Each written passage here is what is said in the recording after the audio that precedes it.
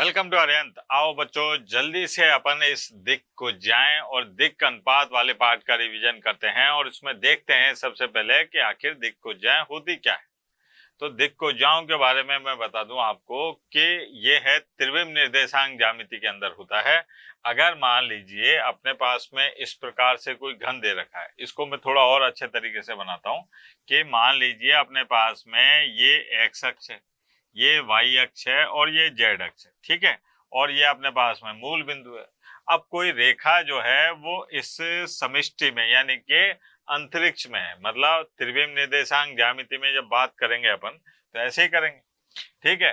तो ये क्या काम करेगी, रेखा एक्स अक्ष के साथ में एल्फा कोण बनाती है, वाई अक्ष के साथ में मान लीजिए ये बीटा कोण बनाती है और साहब जेड अक्ष के साथ में ये गामा कोण बनाती है। तो अपन क्या बताते हैं कि जब कोई रेखा एक्स अक्ष के साथ में अल्फा, वाई अक्ष के साथ में बीटा और जेड अक्ष के साथ में गामा कोण बनाएगी तो उनके जो कोसाइन के मान होंगे अर्थात कॉस अल्फा, कॉस बीटा और कॉस गामा, इनको अपन क्या कहेंगे, दिक् कोज्या कहेंगे या दिक् कोसाइन कहेंगे। डायरेक्शन कोसाइन भी बोलते हैं इनको अपन। इसको शॉर्ट फॉर्म में अपन DCS भी लिखते हैं। क्या लिखते हैं, DCS। अब यहां पर अपन ने इनके नामकरण करे साहब, L बराबर कॉस अल्फा, ठीक है, M बराबर कॉस बीटा, N बराबर कॉस गामा। ये अल्फा एक्स अक्ष से बनाया गया कोण रेखा द्वारा, ठीक है। ऐसे ही बीटा जो है वाई अक्ष से धनात्मक दिशा में बनाया गया कोण और गामा क्या है, जेड अक्ष से धनात्मक दिशा में बनाया गया कोण। और इनके जो मान प्राप्त होंगे वो कहलाएंगे दिक् कोसाइन, ठीक है, या दिक् कोज्याएं या डायरेक्शन कोसाइन, ठीक है बेटा। अब यहाँ पर एक विशेष बात होती है, वो विशेष बात क्या है कि इन तीनों दिक् कोज्याओं के वर्गों का योगफल सदैव एक होता है। कैसे, मैं ये कहना चाह रहा हूं कि साहब L की घात 2 प्लस M की घात 2 प्लस N की घात 2 ये बराबर होता है 1 के। या फिर ऐसे समझिए कि मैं कहना चाह रहा हूं कि cos square alpha plus cos square beta और प्लस कॉस स्क्वायर गामा ये बराबर होता है किसके, 1 के। इससे अपन कई सवालों को सरल करेंगे। देखिए आप आगे चलते हैं। अगर मान लीजिए जो रेखा है, जो सदिश रेखा है, उसका डायरेक्शन यानी कि दिशा बदल दें तो ऐसी स्थिति में वो जो कोण बनाएगी, एक्स अक्ष के साथ कोण बनाएगी पाई माइनस अल्फा, वाई अक्ष के साथ में कोण बनाएगी पाई माइनस बीटा और जेड अक्ष के साथ में कोण बनाएगी कैसा, पाई माइनस गामा। तो ऐसी स्थिति में अपने को जो अपने दिक् कोज्याएं थी उनके चिन्ह बदलने पड़ेंगे, -L, -M और -N। क्यों, क्योंकि अपने को याद है कि साहब L बराबर, ये अगर मान लीजिए cos पाई माइनस अल्फा होगा तो ये किसके बराबर होता है, माइनस कॉस अल्फा के। तो यहां से इसको -L कह देंगे। M बराबर कॉस पाई माइनस बीटा, तो ये आ जाएगा माइनस कॉस बीटा। ऐसे ही N बराबर कॉस पाई माइनस गामा, तो ये आ जाएगा माइनस कॉस गामा। अब यहाँ पर ये -L, -M और -N आ जाता है तो इनमें भी क्या होगा, इनके वर्गों का योगफल करें अपन तो ऐसी स्थिति में भी मान क्या आएगा बेटा, 1 आएगा, ठीक है बेटा। एक उदाहरण से समझते हैं अपन। अब ये उदाहरण देखिए, इस उदाहरण में क्या है, अपने को दिक् कोज्याएं ज्ञात करनी है जबकि रेखा एक्स अक्ष से 30 डिग्री का कोण बना रही है, वाई अक्ष से 90 डिग्री का कोण बना रही है और जेड अक्ष के साथ में 60 डिग्री का कोण बना रही है। तो इसका मतलब अपने को दिया है, क्या दिया है बेटा, दिया है कि साहब अल्फा जो है वो बराबर है 30 डिग्री, बीटा जो है वो बराबर है 90 डिग्री और गामा जो है वो बराबर है 60 डिग्री। तो दिक को जाए यानी कि L बराबर कॉस एल्फा जो है, एल्फा का मान दे रखा है 30 डिग्री, तो कॉस 30 का मान हो गया √3/2। फिर बात करिए अपन ने m की, कॉस बीटा, बीटा का मान दे रखा है कॉस 90 डिग्री, और कॉस 90 का मान कितना होता है बेटा 0। फिर n की बात करी तो ये है कॉस गामा, कॉस गामा में कॉस गामा का मान कितना दे रखा है 60 डिग्री, जिसका मान होता है 1/2, ये आ गया। तो ये अपने पास में उस रेखा की दिक को जाए आ गई। एक बार चेक करने के लिए अपन ने क्या काम करा, L की घात 2 m की घात 2 प्लस n की घात 2, मतलब दिक को ज्याओं में एक संबंध होता है, ठीक है, कि उनके वर्गों का योगफल सदैव 1 आता है। तो देखें साहब, ये आ गया अपने पास में 3/4 प्लस 0 और प्लस 1/4 बराबर 1, बिल्कुल सही बात है साहब। तो ये अपने पास में इस रेखा की क्या हो गई, दिक को ज्या हो गई। ठीक है बेटा, अब बात करते हैं अपन रेखा के दिक अनुपात की। अगर अपने पास में 3 संख्याएं A, B, C इस प्रकार से हों कि वो दिक कोज्जाओं के साथ में समान अनुपात रखती हों, अर्थात अगर मान लें किसी रेखा की दिक कोज्जाएं जो हैं वो L, M, N है, ये क्या है अपने पास में L, M, N, ये है रेखा की दिक कोज्जाएं। क्या है बेटा, ये रेखा की दिक कोज्जाएं।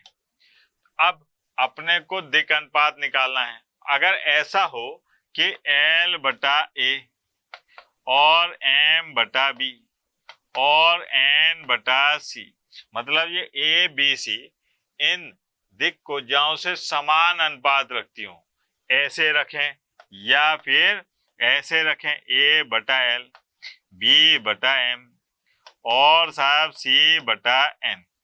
तो ऐसी स्थिति में अपन ये संख्याएं A, B, C जो हैं इनको क्या कहेंगे, दिक अनुपात कहेंगे, डायरेक्शन रेशियो, और शॉर्टकट में इसको क्या कहेंगे, DRS। ठीक है बेटा, अब बात आती है कि अगर अपने को कोई रेखा दे रखी है जो 2 बिंदुओं से होकर गुजरती है, तो उनसे मिलने वाले दिक अनुपात के बारे में बात करनी है अपने को। मान लीजिए कोई रेखा है अपने पास में, इस रेखा का नाम है PQ, और अपने को इस रेखा PQ के दिक अनुपात निकालने। तो यहाँ पर क्या है साहब, इस रेखा PQ में P बिंदु के निर्देशांक है x1, y1, z1, और Q बिंदु के निर्देशांक है x2, y2, z2। अब अपने को PQ, रेखा PQ के दिक अनुपात, रेखा PQ के दिक अनुपात के बारे में बातचीत करनी है। दिक अनुपात, मान लिया वो A, B और C है, तो यहाँ पर A बराबर होगा x2 माइनस x1, और B बराबर होगा y2 माइनस y1, और C बराबर होगा z2 माइनस z1। ये अनुपात हैं। क्या है, ये दिक अनुपात।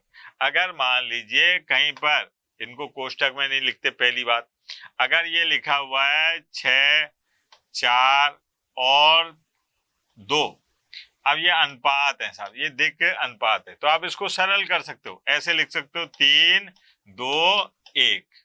ठीक है, तो यहाँ पर दिक अनुपात, अगर 2 बिंदुओं से होकर जाने वाली रेखा के दिक अनुपात निकाले हैं तो क्या काम करेंगे, बाद वाले में से पहले वाले को घटा देते हैं, तो अपने को दिक अनुपात प्राप्त हो जाते हैं। अगर मान लीजिए आपसे कहा जाए कि भाई आप दिक अनुपात और दिक कोज्जाओं में संबंध निकालो, दिक अनुपात और दिक कोज्जाओं में संबंध निकालो, तो अपन कैसे निकालेंगे बेटा संबंध, ये देखो आप कि यहाँ पर अपने को याद है कि किसी रेखा के दिक अनुपात क्या है, दिक अनुपात है साहब, दिक अनुपात, दिक अनुपात ये है अपने पास में A, B, C, ये दे रखे, और अपने को दिक कोज्जाएं बतानी है साहब, दिक कोज्जाएं। अब साहब दिक् को ज्या बतानी है तो वो क्या है, एल एम एन है। अब इनके बीच में अपने को रिश्तेदारी निकालनी है, मतलब कि अगर दिक् अनुपात दे रखें और दिक् को ज्या ज्ञात करनी है तो उसका तरीका क्या रहता है साहब कि एल बराबर यह आएगा प्लस माइनस ए बटा अंडर रूट ए की घात 2 बी की घात 2 प्लस सी की घात 2, एन बराबर या एम बराबर प्लस माइनस बी बटा अंडर रूट ए की घात 2 प्लस बी की घात 2 प्लस सी की घात 2, और एन बराबर प्लस माइनस सी बटा अंडर रूट ए की घात 2 प्लस बी की घात 2 प्लस सी की घात 2। मतलब अगर आपके पास में दिक् अनुपात है और आपको दिक् को ज्या निकालनी है तो आप इस सूत्र का इस्तेमाल कर सकते हैं। अब उदाहरण के लिए देखिए आप कि अपने को रेखा के दिक् अनुपात दे रखें और दिक् को ज्या ज्ञात करनी है। दिक् अनुपात दे रखें और दिक् को ज्या ज्ञात करनी है तो आ जाओ बेटा मैदान में। दिया है, क्या दिया है साहब कि ए बी और सी दे रखा है, कितना 2 माइनस 6 और 3, मतलब ए बराबर 2 बी बराबर माइनस 6 और सी बराबर 3। अब साहब अपने को दिक् को ज्या निकालनी है।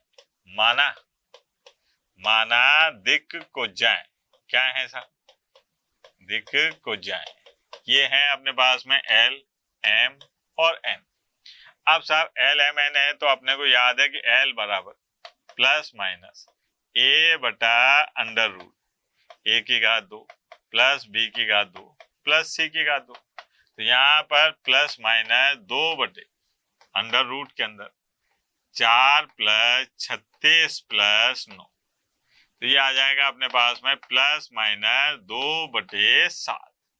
ठीक है, एम बराबर बात करें अपन प्लस माइनस, यहाँ पर है अपने पास में बी बटा अंडर रूट के अंदर ए की घात 2 प्लस बी की घात 2 प्लस सी की घात 2, तो प्लस माइनस और बी का मान है अपने पास में माइनस 6 और बटे में अंडर रूट 4 प्लस 36 प्लस 9, यह आ गया प्लस माइनस माइनस 6 बटा 7।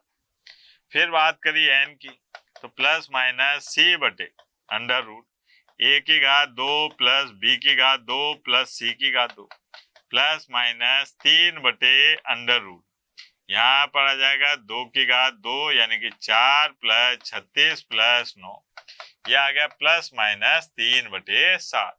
अगर दिक् अनुपात पता है और दिक् कोष्याएं निकालने जा रही है, दिक् को ज्या निकालने को कहा जा रहा है तो अपन इस सूत्र से निकाल सकते हैं। ठीक है बेटा, आगे बढ़ते हैं।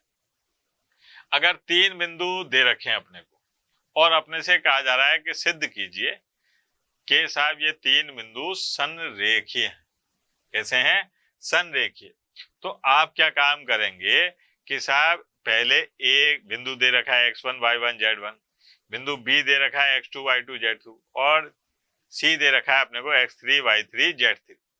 अब क्या काम करते हैं अपन कि सबसे पहले अपन ए बी बिंदु ए बी से गुजरने वाली रेखा के दिक् अनुपात निकाल लेते हैं। कैसे? x2 minus x1 y2 minus y1 z2 minus z1 करके।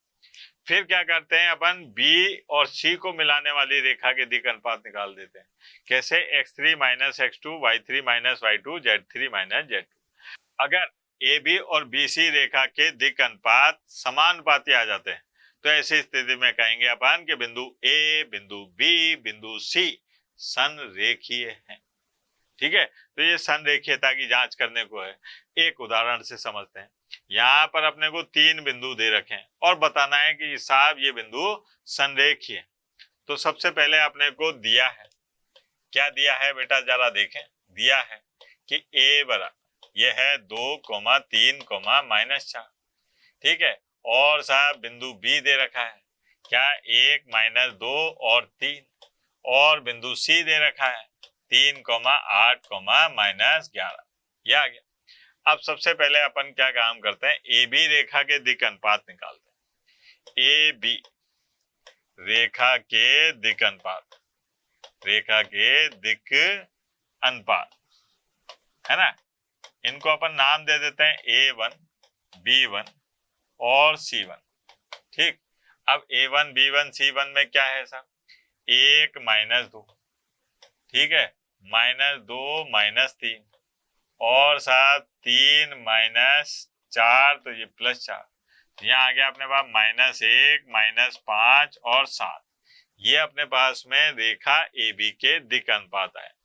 फिर अपन ने निकाला साहब BC रेखा के दिक् अनुपात, BC रेखा के दिक् अनुपात। अब BC रेखा के दिक् अनुपात निकालने गए साहब, इनका भी नामकरण कर दो साहब, A2 B2 और C2, ठीक है, ये माइनस नहीं है बेटा। अब बराबर यहाँ पर कैसे निकालेंगे इसको, 3 -1 और साहब 8 + 2 और -11 -3। अब सरल करें साहब, यहाँ आ गया अपने पास में 2, यहाँ आ गया अपने पास में 10 और यहाँ पर आ गया अपने पास में -14, ठीक है। अब इसमें देखा अपन ने तो भैया ये आ गया 1 और ये आ गया 5 और ये आ गया अपने पास में -7, ठीक है। अब यहाँ पर ज्यादा करो तो एक जैसा बनाना है तो माइनस का गुणा कर देते हैं, तो -1 -5 और +7। तो पता चला कि साहब A1 बटा A2, B1 बटा B2 और C1 बटा C2 ये सबके मान समान आ रहे हैं। इसका मतलब इन दोनों के दिक् अनुपात समानुपाती हैं। तो अपन कह सकते हैं कि बिंदु ABC संरेखीय है, ठीक है बेटा।